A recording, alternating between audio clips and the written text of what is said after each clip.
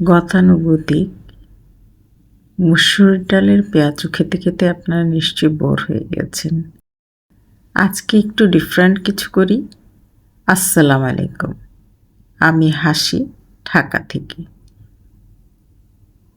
আমি এখানে কিছু মটরশুঁটি নিয়েছি। মটরশুঁটিগুলি ছিলে ভালো করে ধুয়ে ব্লেন্ডারে দিয়ে দিয়েছি ব্লেন্ড করার জন্য। ব্লেন্ডারে দিয়ে ব্লেন্ড করে নেব।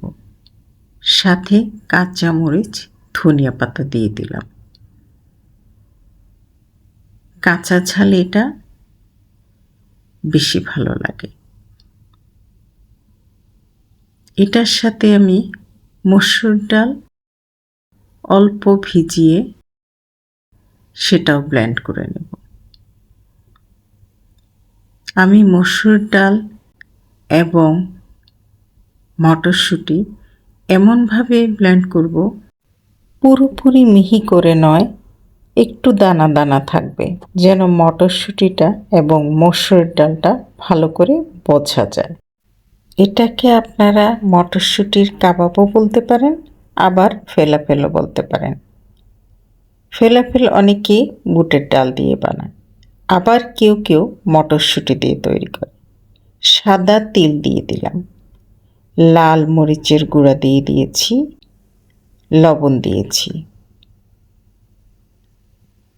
জিরার গুঁড়া, ধনিয়ার গুঁড়া সব দিয়ে দিয়েছি। আদা রসুন একসাথে পেস্ট করে দিয়ে দিলাম। এখন কাবাব মশলা দিয়েছি। সব মশলাগুলো দিয়ে ভালো করে মেখে নেব।